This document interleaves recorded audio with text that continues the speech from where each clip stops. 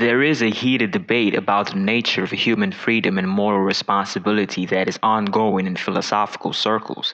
Two views dominate this debate. They are determinism and indeterminism. Peter Van Inwagen defined determinism as the thesis that there is at any instant exactly one physically possible future. Hence, we can define indeterminism as the negation of determinism. These two views, determinism and indeterminism, give rise to differing opinions about moral responsibility. These are compatibilism and incompatibilism. Compatibilism holds that determinism is compatible with moral responsibility. Incompatibilism proposes the opposite.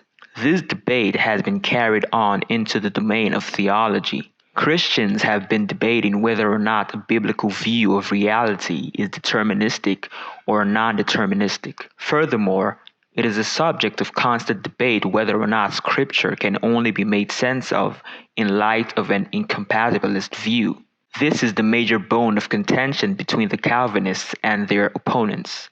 Calvinists generally believe the absolute sovereignty of God and are therefore theological determinists. Opponents of Calvinism reject the theological determinism it proposes and adopt an incompatibilist stance. The major argument is that determinism of any kind is incompatible with moral responsibility. This is because moral responsibility requires human free will. The idea behind the argument is that determinism and human free will are incompatible. The Calvinist, however, disagrees. He believes that theological determinism and human freedom are compatible. In other words, the Calvinist adopts a compatibilist view of free will. Opponents of Calvinism, on the other hand, adopt an incompatibilist view of free will. This is commonly called the libertarian view of free will. In this video, I will be presenting a critique of indeterminism and, by extension, libertarian free will.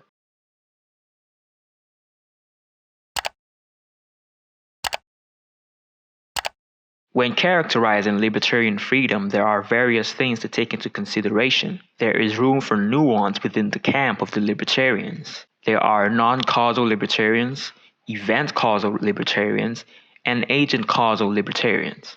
However, one thing that unites all proponents of the libertarian view of free will is the idea that human freedom is impossible in the deterministic universe. For most libertarians, this idea entails that the ability to do otherwise is a necessary component of libertarian freedom. Of course, if determinism is true, then at any instant there is only one physically possible future. Libertarianism, being predicated on indeterminism, requires that at the instant in which a choice is made, there is more than one possibility. In other words, the libertarian believes that even if an agent decided to do A, he had the ability to do B instead. That is, the libertarian is committed to a categorical principle of alternate possibilities. This principle ensures that the state of affairs prior to an agent's choice do not necessitate that choice. That is, if all the circumstances prior to choice A were the same, choice B could have been chosen just as easily. There is nothing in the state of affairs prior to the choice that tips the scales in favor of either A or B. This is a fundamental commitment of indeterminism and libertarianism. However, this poses a serious problem.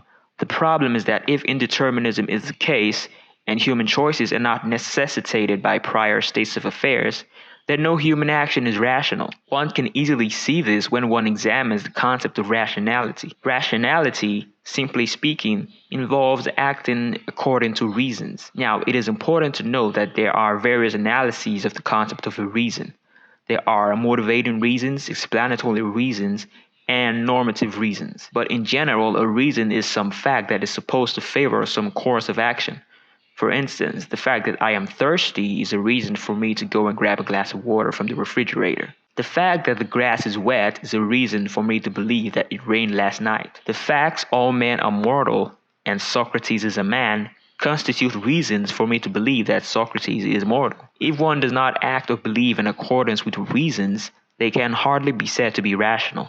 The hallmark of rationality is the consideration of reasons in decision-making. The problem with indeterminism is that it severs the connection between an agent's actions and reasons. You see, if an agent acts in accordance with certain reasons, that the agent's actions are necessitated by prior states of affairs.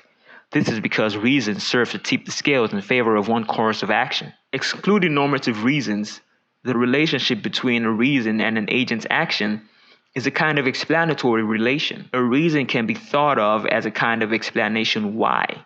It answers the question of why an agent took a certain course of action. For example, one can say John took a cab because he didn't want to walk, or I believe the earth is not flat because of all the scientific evidence. There is no reason-action relation that cannot be construed as an explanatory relation. Now, one thing about explanatory relations is that they are also entailment relations. That is, if A explains B, then A entails B. For example, the laws of physics explain the movements of the planets, but it can also be said that the laws of physics entail the movement of the planets. My human nature explains why I cannot catch a speeding bullet with my bare hands.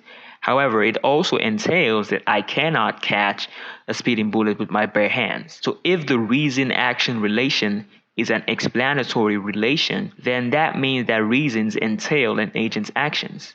But the indeterminist proposes that given the exact same states of affairs prior to an agent's choice, the agent could have done otherwise than he did do. In other words, for any action an agent takes, that action is not entailed by prior states of affairs. This is the essence of indeterminism.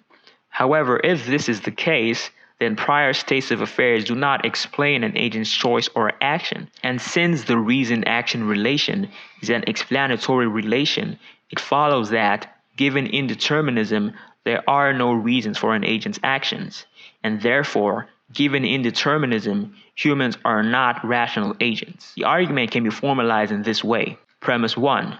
If an agent is rational, then their actions are based upon the consideration of reasons. Premise 2. If an agent's actions are based upon the consideration of reasons, then there's an explanatory relation between reasons and the agent's actions. Premise 3.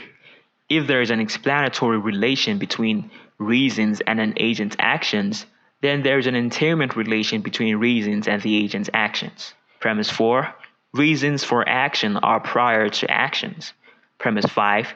If indeterminism is true, then there is no entailment relation between prior states of affairs and an agent's actions. Premise 6. Therefore, if indeterminism is true, there is no explanatory relation between reasons and an agent's actions. And finally, premise 7. Therefore, if indeterminism is true, there are no rational agents. Indeterminism and libertarianism must be rejected because the rationality of human agents demands an entailment relation between states of affairs prior to an agent's choice and the agent's choice. If there are rational agents, then determinism must be true.